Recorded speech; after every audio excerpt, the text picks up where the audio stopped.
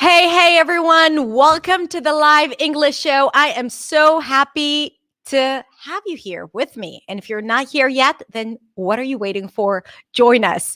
I hope you are all okay. Let me know in the chat where you are from and how are you doing today. I'm going to wait for everyone to join really quickly and say that I'm super excited for today because we have a special guest. And you know how I usually talk about speaking and I put all the focus on, communicating and sounds and pronunciation and confidence and mindset. Today is different. And this is why I'm so excited about today, because this is something that it's not my strength, writing. And this is why I brought an expert copywriter to share with us her best tips for writing. So if you are an English learner, if you are not an English learner and you want to improve your writing, if you have a business and you write your own copy, and if you're an English teacher and you want to improve your copywriting, then this is definitely the session for you. So let me just say hi to everyone. Fatma is here. Angela is here. Matosh is here. So good to see you all. Okay, so I'm so excited to invite Licia Morelli. She's an expert copywriter and an online business sales strategist. So let's welcome Licia. Hi, Licia. Hi, Hadar. So great to be here. Thank you. Thank you for joining me today. I'm so excited to have you here. How are you doing today? I'm good. I feel like I have a new shot of energy. Like today, I'm like, this is giving me life. I feel so excited. So I was like really dragging at the beginning of the week, but now I'm like, okay, I'm ready for this. I've got it. I have to tell you that I felt the same way today. We spoke yesterday and I was like, my energy was low. And this morning I woke up and was like, I'm ready. I think I was excited about today too. So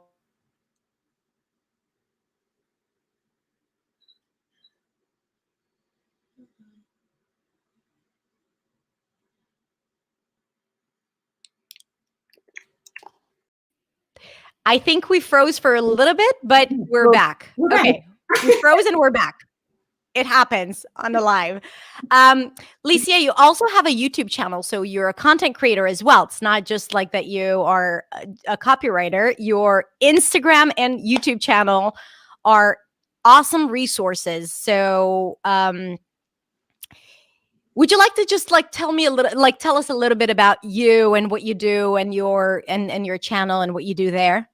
Yes. So I'm an online copywriter. So I write for business owners who run their businesses online. And what I help them with is writing copy. So communicating with their right audience and their ideal customers and clients. And I allow their voice to shine through. So they talk to me about their services and products, and I translate what they're telling me into the copy that will then create sales and business growth for them. And then on my Instagram and on my YouTube channel, I teach all about writing copy and scaling online businesses. So I've been in the online business game for about 15 years. Wow. Got my start writing jokes on Twitter. I mean, it was not prestigious at all. I didn't get paid. However, that's how I started copywriting, and it also started helping me get practice, like making headlines and subject lines. And then over the last 15 years, I've been creating copy for online business owners and brick and mortar who also have online business presence. So my whole goal when working with clients and customers is to help them shine, help them translate what lives inside of them so that their personality shines through as they're talking about their products or services. And I help them communicate effectively so that the sales process is seamless for their market once they're able to, get their message out there and understand who they're talking to. Yeah. Which is part of today too, like, who are we talking to? That's such a huge piece. So that's what I do day in and day out. I think that we can learn so much from the work that you do as, communicators in general, like as humans that communicate, because we talk a lot about finding our voice, right? Like, or being able to speak with our authentic voice in English. It's kind of like we're translating ourselves. It's not just that we're translating our thoughts into a new language. We also translating our personality. And sometimes it's good because sometimes we kind of like acquire a new persona and people like it, but sometimes it feels not authentic. And you talk about it a lot, like when you talk about writing and finding your voice. How do you write? And you're going to share some tips about that soon. How do you write in a way that sounds like yourself? And I think that even for us, even if writing is not your main focus, learning the work that you do with helping people find their voice can definitely help us, English learners, to find our voice in a new language. So I think it's so cool. Yeah, I mean, and then you think about, to go back to what you were saying about different personalities and different languages, the people that I know that speak multiple languages always laugh like, well, in Spanish, I'm like this, in English, I'm like this. And it really does create these opportunities to bring out different parts of ourselves. And the same thing goes with writing as it does with this sort of learning multiple languages. And the reason is this: who I am as a writer, people can get to know me. They can get to know my personality. They can see what shines through, but that's not my whole self, right? I have other things to offer. So we get to really refine when we're writing how we want to communicate with our audience, what kind of tone we want to use, what do we want to focus on versus like let go of, and I think for a long time, people in their writing voice, they struggle with that. What do I focus on? What do I not focus on? What works? What doesn't work? How am I understood versus how am I like overwhelming? I think things that can happen. Yeah. And it's not just, it's understood and overwhelming. And it's definitely like, how can I share a part of, like, how can I help people connect to me? And we use the physical voice, right? Because voice is vibrations, and like it gets to people and people feel it, and they have or the tone of voice, but there's also tone of voice in writing. I talk about it when I teach, intonation and the melody and the tone of the, if it's sarcastic or friendly, angry. So before we go into your like the plan, how do you define tone of voice in writing, and how do you help your clients understand what it is and dive into that? Yeah, so I define tone in a way that's like, if I'm talking to you, what does it feel like when I'm talking to you? Hadar, when I talk to you, it's always so joyful, it's upbeat, like you're like, you can tell you're moving, the thoughts are going, right? Like there's a tempo to it. And so for tone, I would want to make sure that if I'm writing, it feels joyful, even if the words I'm using aren't joyful. If I'm just writing a regular sentence, I think to myself, like, what would the tone be? How can I make this sound like Hadar? Because I want to make sure the pace works. So that could be length of sentence. Could also be just like word choice. You might use slang occasionally. But tone really for me is, what is the personality of the person's baseline? Like kind of like a musical note. What is their baseline musical note? And how can we make sure that shines through in anything we're writing? And I think identifying that first and foremost, because some people are serious, some people are joyful, some people are super funny, some people are like middle of the road. Like they're just like, I am here to give you the information and that is it, right? It's like a flat line. Yeah. We have to determine that and then show that. And that's how I think about tone. Oh, that's so great. For the people who are new to this term, even copywriting, would you like to explain what that is?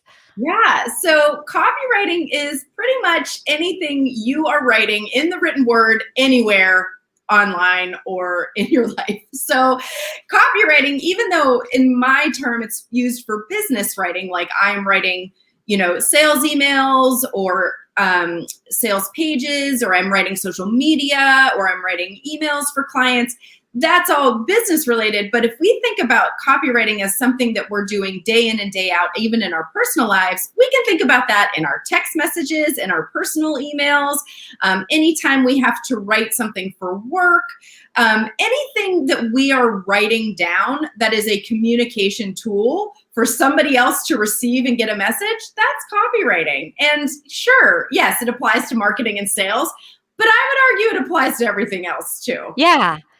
So why is it important to think about the style of what we write rather than the plain message? So I think we want people to connect. I mean, more and more we live in a digital age, whether we like it or not. Everything is done. Like, who calls anybody anymore? Like, I get a phone call and I'm like, I don't. Like, nobody calls, or they text first and say, "Can I call you?" You know. Yeah. I am a child of the 70s. I'm used to the telephone, but we are moving beyond that. So why it's important is no matter what we're doing, tone and qualities of voice are so important, even in a plain text message. We want to grab our readers' attention. Look, our friends, our family, the people in the world, they're busy. Like, we have so many more distractions than ever before. So anything we're doing, we want to grab the attention of our audience, and that audience could be personal or professional. So why I think it's important to, practice and really sort of put all of it in your text messages or your emails or wherever, is so that you can also practice, no matter what you're communicating, how to come across and get people's attention. More and more, because of this digital age, people just want to feel seen, heard, and understood. We just want to have this connection. And in order to have that, we need to communicate effectively. Well, if our communication is now limited to sort of like electronics, we need to find ways to communicate that as well. Yeah. And like, it's so easy to be misunderstood when you're writing a text message.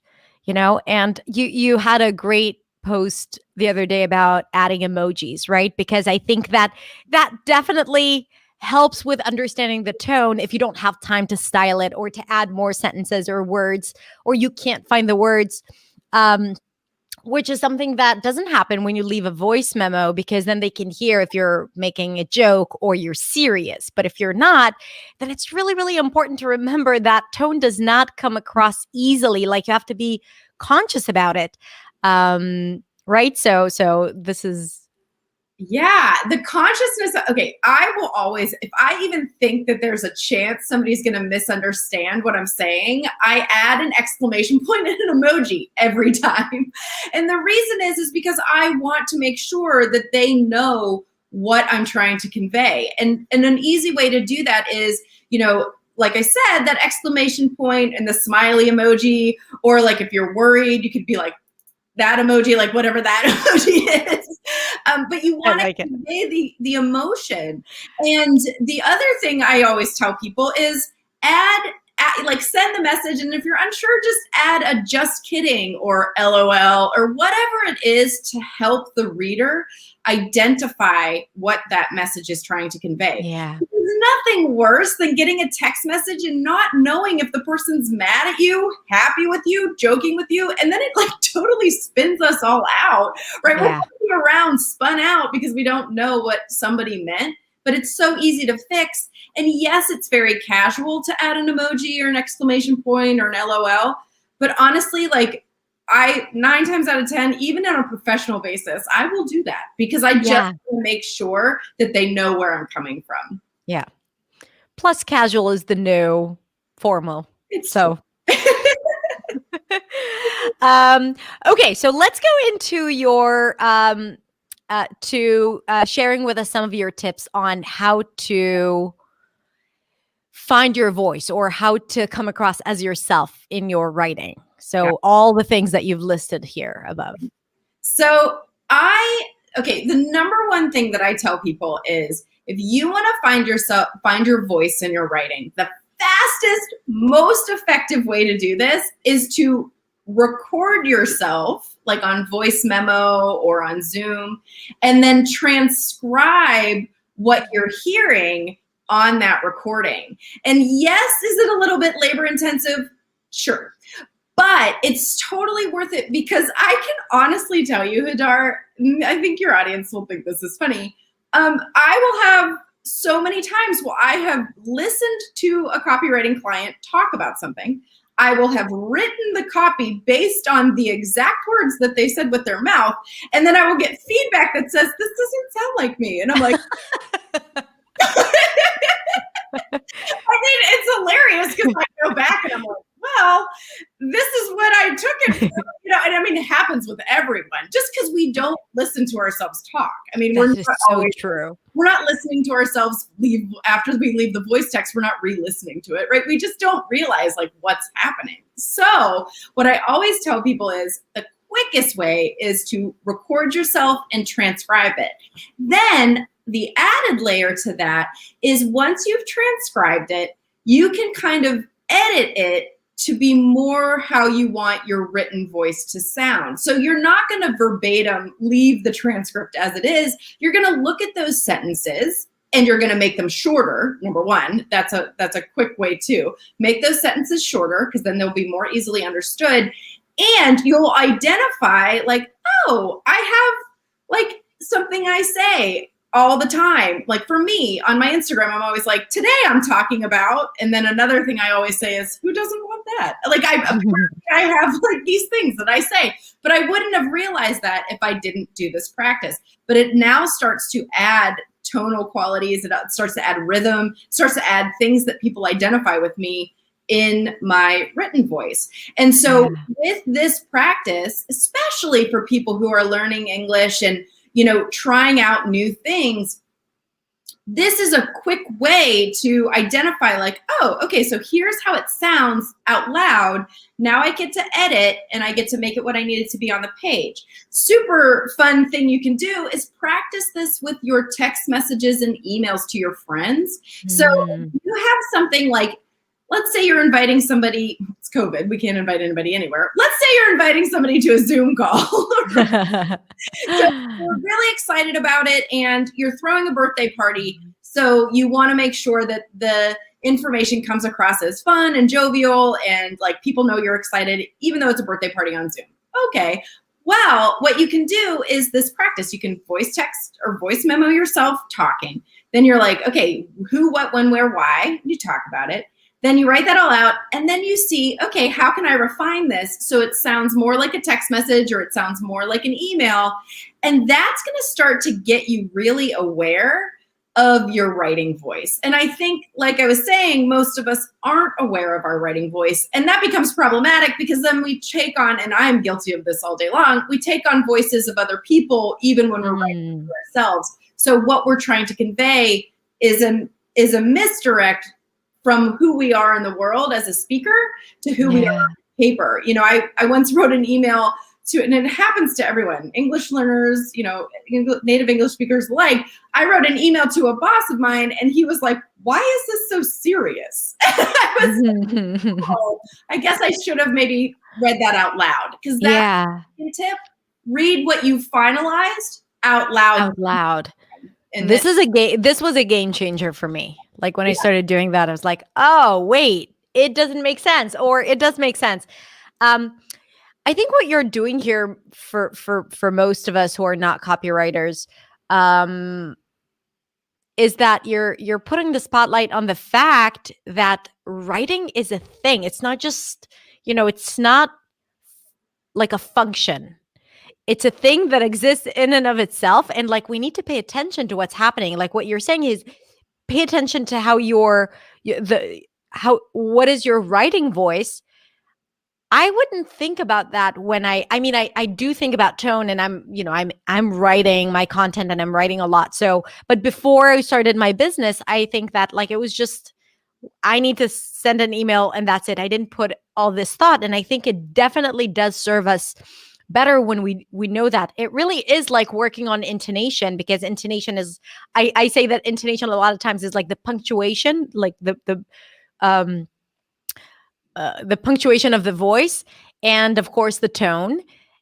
And it's not that using a different intonation is bad. It's just that if we want to get what we want, then we should, it's better if we use certain, common patterns that people resonate with or associate something with. So I think it's very much the same with writing, which is, I think that this is something new for many of us. One little addition is that I think that this is such a great exercise. And for those of you who are practicing your pronunciation, you can even use voice to text instead of transcribing.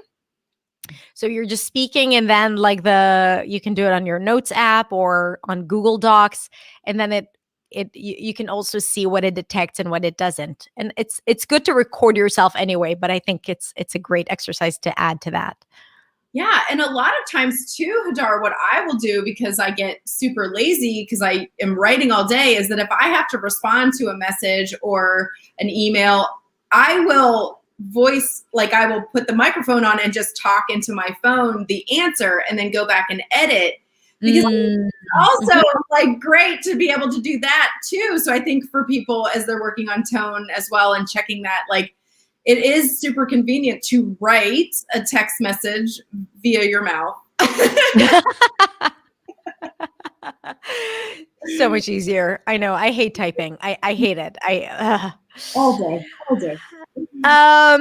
Okay. So next thing is, and this is big for many of us, especially because of the cultural differences. How do you manage your writing between formal writing and informal writing? What is the difference? What makes the difference in the writing, and when do you use which? Yeah.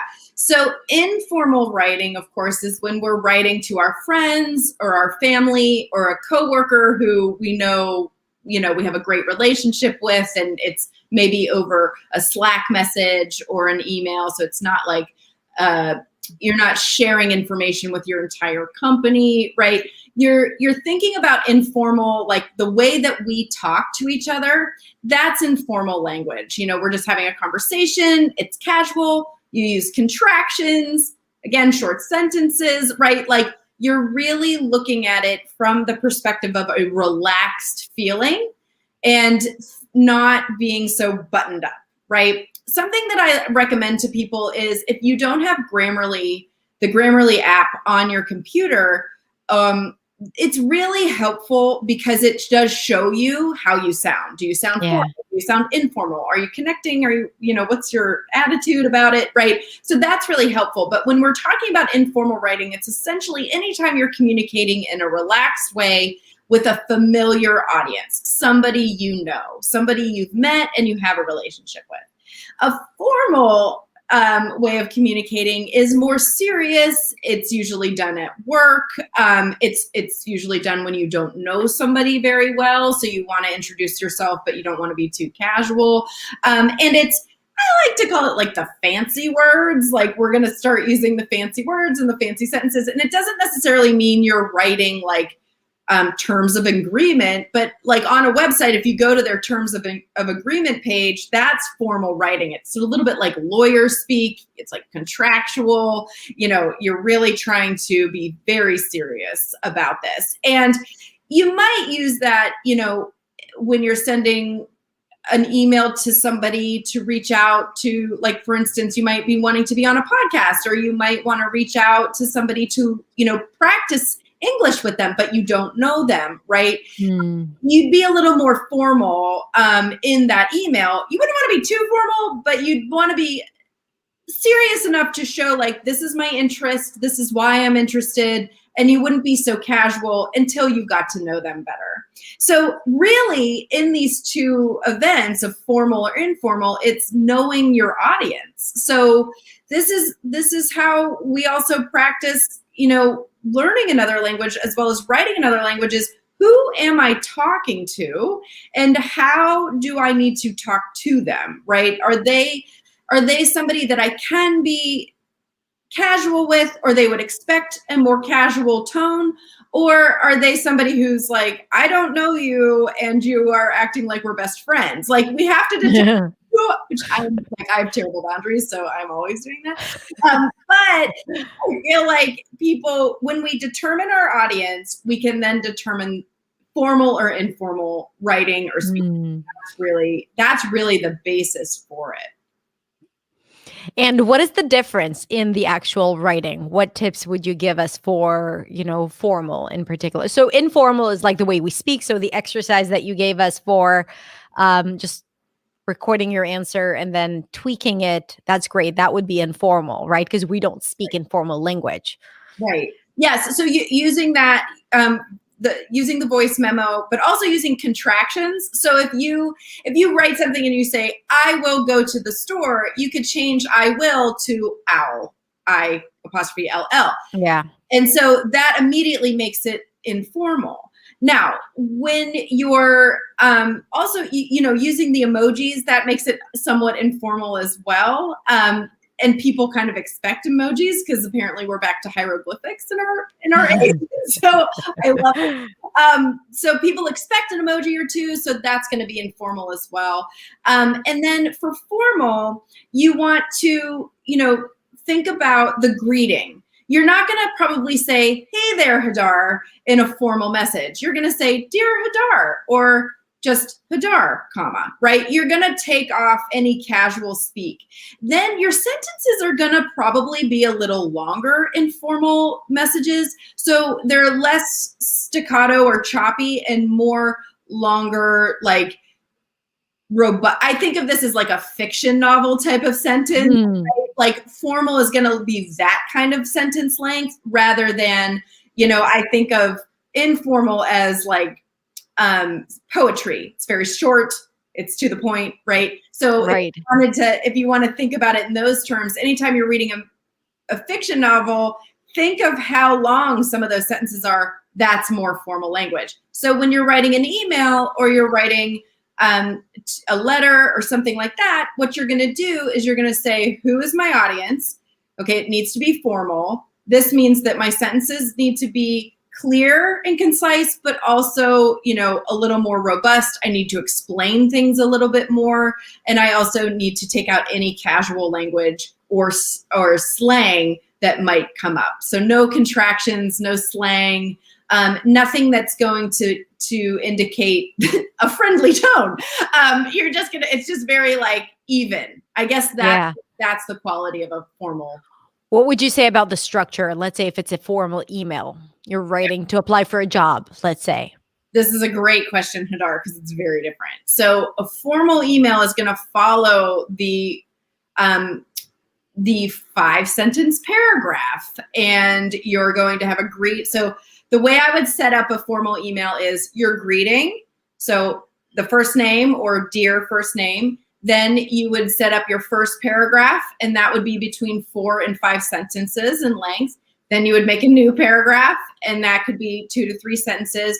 And then your sign off, "Sincerely" or "Very sincerely," and then your name. Whereas an informal email is going to read more like you've just like flown it off on the keyboard. Every sentence is a separate sentence, So what you're going to, "Hey there, Hadar," and then the first sentence. And this is what I always tell people, like, you can really practice tone in the first sentence because you're really trying to grab your reader's attention. Like I have a friend who I'll text message and it'll take her days to get back to me. But if I give her a really good opening, like, "I have news," she texts me back, right? Like it's like, "Oh, this is more interesting." So in an informal message, you're, "Hey there, Hadar," and then you have the first line, and then you might have 2 short sentences together, and then a single sentence, and then another 2 sentences. So it's very broken up. It's very spacious. And that way the reader can scan it and read it easily. Which is like, I think you have a great newsletter. And by the way, you can go, first of all, like you can go to her YouTube channel and it's right here. But also if you go to her Instagram account, same name, same handle, and you can sign up for her newsletter to see how, she writes her emails. Like also they're a lot of fun. I love your newsletters. So I would say that is informal, the way you write your newsletters. Yeah. Yes. Like today, I stuck a picture of my dog in my newsletter. Like that also, so like anytime you're adding a Giphy or you're adding pictures, that's going to informalize no matter what you're writing about. And I think the key component is think about Are you writing to a friend or are you writing to your boss? And immediately it's going to set the tone and the way you want to write, formal or informal, in identifying that audience. What would you tell people who are afraid of making mistakes when writing a formal email or even informal? The formal is more scary, I guess. Yeah. So here's something that I love is when somebody names that they are an English learner, or they name this, because I think of it as a superpower. I'm like, wow, this person is running their business in English. They speak this other language as their native language. Like that's a lot. So a lot of times I will get formal emails that 1 or 2 sentences in, they'll say, I run my business in English, but I am a native Spanish speaker. And I'm like, oh, amazing. And then that immediately, as a reader, there's like a huge pass for any like grammatic, not that I wouldn't give people a pass for grammar mistakes anyway, but it's different when you know that somebody is writing in a second language. There's just a more spacious experience of like, this person has named that they are working in multiple languages throughout their life, and they're writing in a language that is, I know how hard it is. I know very little Italian, and it's almost impossible for me to write in Italian. And so it's like so much more spaciousness. So what I tell people is name that. I'm always surprised and delighted. I guess that's a permission slip for people. Like, I am surprised and delighted when somebody lets me know that they run their business in English, but they speak a different language as their original language. And that, I think, can help you move through any fears you might have in a formal email, because you can say that in a formal way. You can say it both informally and formally, but if you're writing like a business email and you want to name that, you can say that in a formal way. And the reader, the recipient, is going to think, wow, 9 times out of 10, they're going to be like, this is amazing. And what I always love to tell people is, your English is always better than you think it is, right? Anytime I get 100%.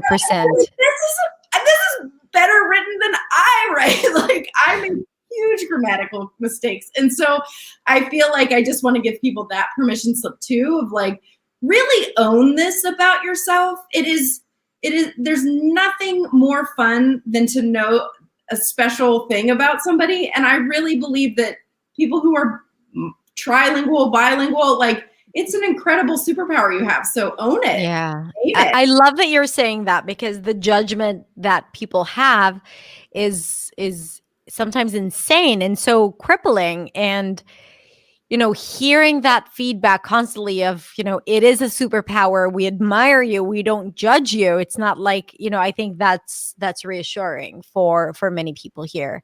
So it's important to remember that and focus on that, and remember that most people feel that, and not, of course there are people who would criticize and have something to say, but these are usually not the people that we want to talk to anyway.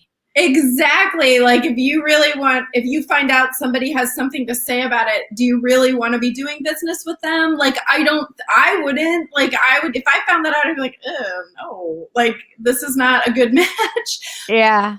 I want to remind everyone it's their own insecurities. And so we have to remember that as well. And I think the other thing I would tell people is, so let's say you've named it, it's something that you've claimed.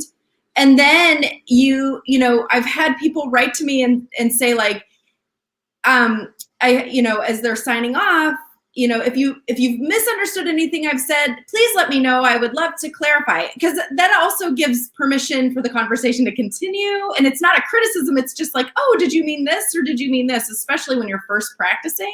And again, I think, Hadar, the one thing I would say is it just creates a deeper connection. So if you didn't know this person before, they're going to feel like you were really conscientious and really thinking through, like, I want to communicate with this person well as I write to them. What's the most effective way I can do that? And how can I keep the conversation open so that I am sure that I'm understood? And I think that, because there's nothing more crippling to feel than you can't communicate what you want to communicate.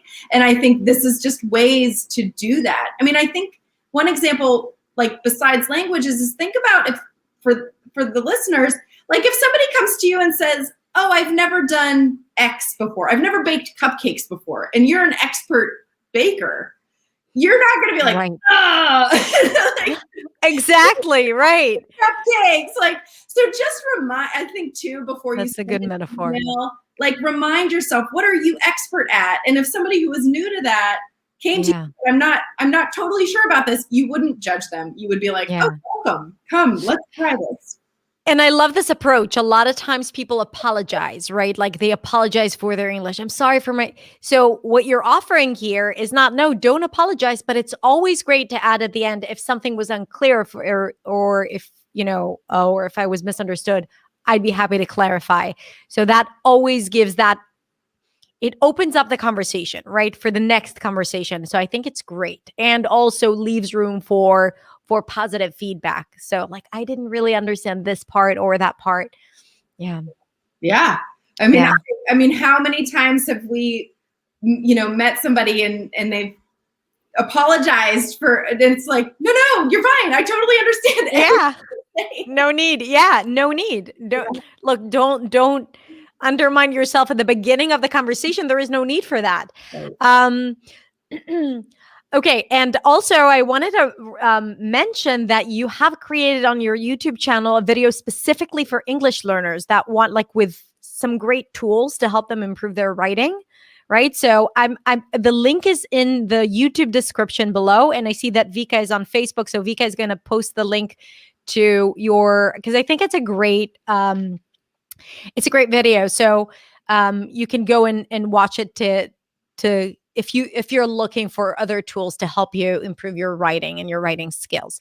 Okay, so the last thing for today, share with us, I think it was, if people want to improve their writing in general or, kind of get better at it, what would you recommend for them to do? So an exercise that I love, and it also gives us permission not to be perfect because Lord knows, Hadar. there's perfection is overrated. Come on. Happening here. Oh gosh. So what I like to tell people to do, and this is for, any kind of writing, creative writing, personal writing, whatever, it just gives you practice without judgment. So what I tell people is each morning or evening, whenever you really feel fresh. Some people are better writers at night. I am not. I have to get up at 5 a.m. But whenever you're fresh and whenever you're ready, just sit down at a desk or, take out your journal and set a timer for 10 minutes. And so what you're going to do is you're going to write all the thoughts in your head onto the page. So it doesn't matter. You might start off by being like, it's spring, there's flowers, it's sunny, it's cold. I can't believe I have to do the laundry again. Also, the dog is barking. Whatever is coming up in your mind, you're going to write down. And the reason why this is super helpful is, number one, it gets you kind of over that fear of a blank page. Because when you're done, there's nothing blank about that page. It's a bunch of messy sentences that make no sense tied together, right? So you're going to set the timer for 10 minutes and you're going to write this. But what you're going to do is you're going to do it for 10 days. And the reason why you're going to do it for 10 days is because you're going to start to see how quickly you can get started after day 1, day 2, day 3, day 4, and so on. And then at the end of the 10 days, I want you to take a highlighter and highlight things that came up and out as you were writing that you really feel are notable. Because the reason why you feel like they're notable is they might need to be explored more. And then those are prompts for you to explore ongoing in your writing. So you have this whole set. Number one, by the end of the 10 days, you're more confident because you're used to doing it. And you'll actually feel after 10 days like, oh, I don't know if I can not do this now. I have to keep going. But you'll also have continuous writing prompts to help you continue practice your writing. And you'll also pick up tone and your voice because you'll start to see the thoughts that live in your head on the page. And that's going to really show you oh, this is how I think to myself. So this is probably how I should write as well. Yeah. This is great. I've never heard of this, and I think there is something really special about understanding that every thought that we think, not every thought, definitely not every thought, but there are these hidden thoughts that maybe there is a treasure right behind it, like underneath it, and definitely worth exploring. So would you say that 10 minutes for 10 days just to like write out all your thoughts? And then after that, would you continue with 10 minutes a day, or to take those prompts and then to write whenever? Like, what is the structure? Yeah, so I think that the structure, you can do the 10 minutes ongoing. One, because it's just a good practice it's like a meditation after a while. So Yeah. somebody like me who doesn't sort of love sitting cross-legged and like noticing my breath, then this is a great meditation, and the 10 minutes is totally doable and it becomes a habit. That said, if you want to dive into the nuggets, you can then apply the 10 minutes to the nuggets. So you might get 10 things that stand out from you, and then you can do 10 days writing about those 10 things. And the reason why you might want to do that is because it starts to really dial into what you want to be talking about more and more, and it starts to give you like a topic to practice. So rather than a lot of thoughts, it's one thought. And so you have to think of the words and sentences that build that one thought out. And so if you're timing yourself, you can it's more of a brainstorm, so you don't feel like, oh, I have to be really formal about this. It's really casual, but then you can refine if you need to. It's really good. And I think that's a great exercise to improve your vocabulary, or not even to improve, but to kind of like bring a lot of the words that you know onto the surface. Because so many times we have this vast knowledge of words in English, but we use just a fragment of it. Yeah. So these writings, I think, because it's like probably on different topics and on things that you usually don't explore at work, you know, or with your family. So it would be such a great exploration for understanding how you talk about, or how you explain, or how you find the words. And once you write them, of course, say them out loud. But if you kind of like, oh yeah, that word, I haven't used it in a while, of course, that would be really great to read it out loud anyway. Then I think that this is something that like you bring it back to your conscious mind, and that's a great exercise.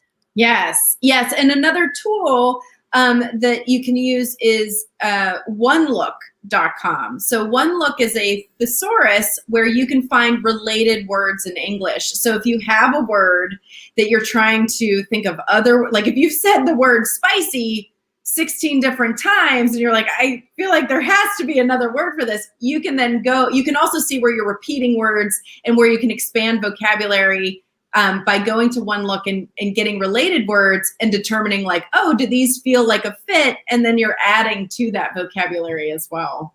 Nice. It's funny, like Mateos was asking, does Licia make a podcast? And and Brian answered, I hope so. Oh! No podcast just yet, right? No, I know. I feel something to think about. This is so good. This is so good. Anything else? And you guys, if you have any questions, we have a few more minutes. So if you have any questions, you can just write them in the chat. And before the questions, if there are any, anything else that you'd like to share? Yeah. So I think just from the emotional standpoint, I want to reassure people that regardless of the language we're speaking or writing in, we all stumble over how to take the idea that we have living inside of our head and putting it out into the world. I think this is something that I love to reiterate to people, like, you're not alone. Half the time as a writer, I stare out the window because I am having trouble putting down in a sentence the picture of what it is that I want to convey. And I do this too when I'm speaking. And I know that it can be so frustrating when you're like, I know how to say this one way, but I don't know how to say it in English. And it feels, it takes like a long time, or you're like still thinking about it and the conversation has moved on to other things. Just know that you are not alone. We all experience this. And I want to encourage you, as you're practicing, and again, the idea might come through that big idea that, or the 10-day challenge that I was talking about. But as you're starting to get these ideas, you can keep these stories. Once you've formulated them in your mind and in English, you can kind of keep them as your go-to stories. Like, need a story? Oh, I got this one. You know, like, it helps to practice those, because you'll also build the confidence you have of like taking that idea and putting it into story form, and then you can build on that ongoing. So that's just like, it's something I think about a lot. Yeah. And I think that like that idea that we're all in this together. It's not just about, like, a lot of people blame their English for it. No, it's just the human nature and how we, we have this like even words written or spoken, it's so limited compared to all the emotions that we have and the thoughts and all of that. So I think that it makes sense that it takes a little bit of time and it's not immediate right away. And also, our surroundings and the people around us really affect us, who we're speaking to, whom we're speaking to. So I think that's great to hear that. It's like a validation. Yeah. You had a question. How do you organize your thoughts so beautifully? I'll be honest, I have to write them down. So this is the thing, right? Permission to write stuff down. If you have an important conversation coming up, or you have an email you need to write, or you need to make a social media post, like, make literally notes everywhere. Like, it's okay to write it down in a short, note-taking form and then formulate the sentence.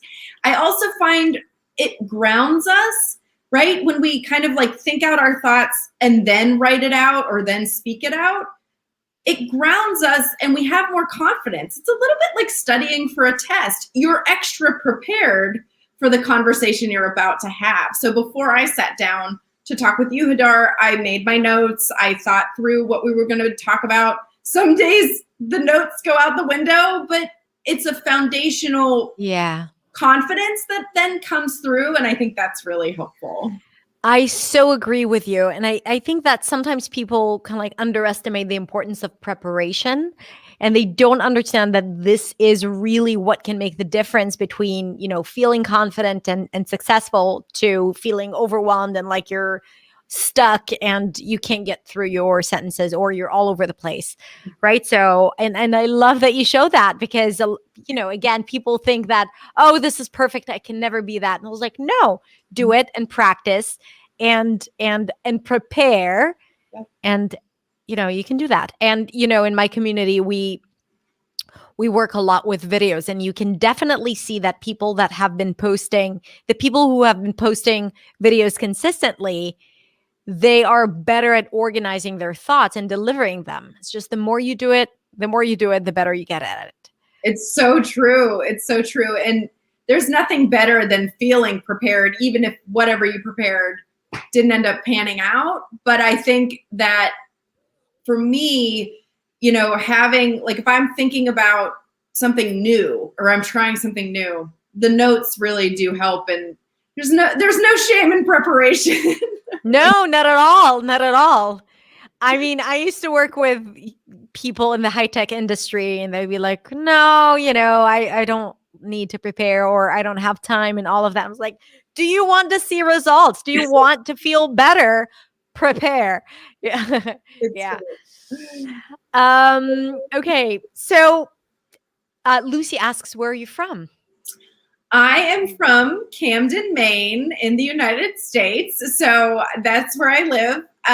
And we moved here about 10 years ago now. So it's been, I live right up in the north of North America. What's the weather like over there? Cold? It's still cold. Cold. We're in our mud season right now. So that lasts from March until June. So it's a lot of gray, rainy days, chilly, 45-degree Fahrenheit, things like that. It's not great. No, not for me. Not for me. I'll come visit you in the summer. Yes. July, August, and September, perfect months. Perfect. So that's our summer. Amazing. Okay, Licia. So first of all, go subscribe to her YouTube channel to get a lot of valuable tips on writing and copywriting. And again, I think that even if writing is not your main focus, you can learn a lot about it from the conversation about tone of voice and finding your voice and all of that, even if it's in writing. And also on Instagram. And of course, check out in the description or the comments, you'll find the link for the video with the tools to help you improve your writing in English, if English is your second language. Licia, thank you so much. It was amazing.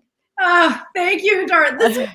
I feel so lit up. Like, this has totally filled my cup today. I'm so grateful to be here and so thankful for your audience to join. Yeah, and that's before you even saw all the beautiful comments and everyone loved it. So a lot of gratitude in the chat. So thank you guys. Okay, you guys, thank you so much for being here and for participating and for showing all this love.